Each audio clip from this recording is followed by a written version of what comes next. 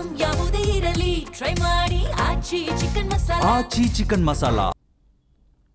ವಾಣಿಜ್ಯ ತೆರಿಗೆ ಇಲಾಖೆ ಅಧಿಕಾರಿಗಳ ಬೃಹತ್ ಕಾರ್ಯಾಚರಣೆಯನ್ನ ಮಾಡಲಾಗಿದೆ.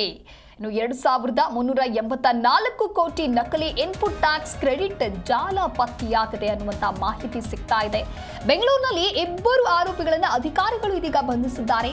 59 ವರ್ಷದ ಸಲೀಮುಲ್ಲಾ ಬೇಗ್ಗೆ 35 ವರ್ಷದ ಹಸೀನ್ ಬೇಗ್ ಬಂಧಿತ ಆರೋಪಿಗಳು 72 ನಕಲಿ ಸರಬರಾಜು ಸಂಸ್ಥೆಗಳಿಂದ ಸಂಶಯಾಸ್ಪದ ವಹಿವಾಟು ಮಾಡಿದ್ದಾರೆ.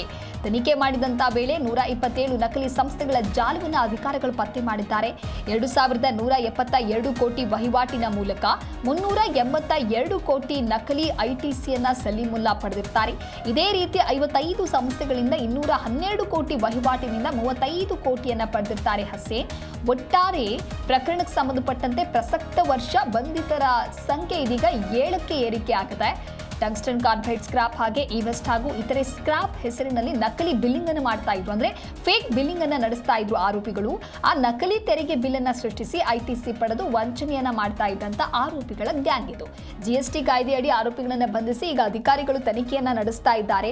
2384 ಕೋಟಿ ಸಂಶಯಾಸ್ಪದ ವಹಿವಾಟಿನಿಂದ 420 ಕೋಟಿ ನಕಲಿ ಐಟಿಸಿ ಪಡೆದಿದ್ದು ಕೂಡ ಬೆಳಕಿಗೆ ಬಂದಿದೆ.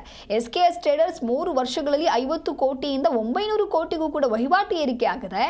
ಆದರೆ ಈ ಸಂಸ್ಥೆಯ ಡಾಕ್ಯುಮೆಂಟ್ಸ್ಗಳಲ್ಲಿ ವಹಿವಾಟು ಏರಿಕೆಯ ಯಾವುದೇ ರೀತಿಯಾದಂಥ ಪ್ರೂಫ್ ಮಾತ್ರ ಇಲ್ಲ.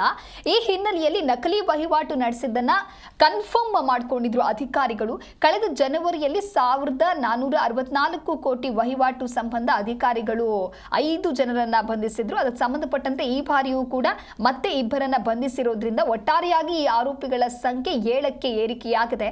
ಇವರ ಹಿಂದೆ ಮತ್ತೆ ಇನ್ನೊಂದಿಷ್ಟು ಜನ ಏನಾದರೂ ಭಾಗಿ ಆಗಿದ್ದಾರಾ ಆ ಕುರಿತು ತನಿಖೆಯ ನಂತರದಲ್ಲಿ ಅಷ್ಟೇ ತಿಳಿದು ಬರಲಿದೆ. ಒಟ್ಟಾರೆಯಾಗಿ ವಾಣಿಜ್ಯ ತೆರಿಗೆ ಇಲಾಖೆಯ ಅಧಿಕಾರಿಗಳು ನಡೆಸಿದಂತಹ ಬೃಹತ್ ಕಾರ್ಯಾಚರಣೆಯಲ್ಲಿ ಇದೀಗ ಇಬ್ಬರು ಆರೋಪಿಗಳು ಬಂದಾಗಿದ್ದಾರೆ. 2384 ಕೋಟಿ ನಕಲಿ ಇನ್ಪುಟ್ ಟ್ಯಾಕ್ಸ್ ಕ್ರೆಡಿಟ್ ಜಾಲವೇ ಇಲ್ಲಿ ಪತ್ತೆ ಆಗಿದೆ. ಒಟ್ಟಾರೆಯಾಗಿ ಈಗ ಇಬ್ಬರನ್ನ ಕೂಡ ಬಂಧಿಸಲಾಗಿದೆ ಅನ್ನುವಂಥ ಮಾಹಿತಿ ಸಿಗ್ತಾ ಇದೆ. ಟಂಗ್ಸ್ಟನ್ ಕಾರ್ಬೈಡ್ ಸ್ಕ್ರಾಪ್ ಹಾಗೆ ಇವೆಸ್ಟ್ ಮತ್ತು ಇತರೆ ಸ್ಕ್ರಾಪ್ ಹೆಸರಿನಲ್ಲಿ ನಕಲಿ ಬಿಲ್ಲಿಂಗ್ ಅನ್ನ ಇವರು ಮಾಡ್ತಾ ಇದ್ರು. ಫೇಕ್ ಬಿಲ್ಲಿಂಗ್ ಅನ್ನ ಮಾಡೋದು ಜೊತೆಗೆ ಸರಿಯಾದ ಡಾಕ್ಯುಮೆಂಟ್ಸ್ಗಳು ಕೂಡ ಇದ್ದಿರಲಿಲ್ಲ.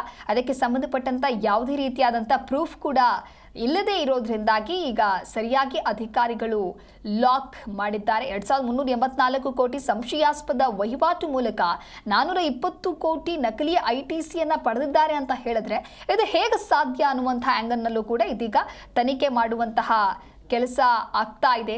ಎಸ್ಕೆಎಸ್ ಟ್ರೇಡರ್ಸ್ ಸಂಸ್ಥೆಯ ವಹಿವಾಟು 3 ವರ್ಷಗಳಲ್ಲಿ 50 ಕೋಟಿಯಿಂದ 900 ಕೋಟಿ ಏರಿಕೆಯಾಗಿದೆ.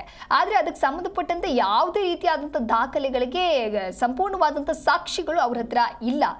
ಒಟ್ಟಾರೆಯಾಗಿ ಇದಕ್ಕೆ ಸಂಬಂಧಪಟ್ಟಂತೆ ಪ್ರಕರಣಕ್ಕೆ ಸಂಬಂಧಪಟ್ಟಂತೆ ಇದೀಗ ಇಬ್ಬರನ್ನ ಬಂಧಿಸಿದ್ದಾರೆ ಅನ್ನುವಂಥ ಮಾಹಿತಿ ಸಿಗ್ತಾ ಇದೆ. ಕಳೆದ ಬಾರಿಯೂ ಕೂಡ 5 ಜನರನ್ನ ಬಂಧಿಸಿದ್ರು.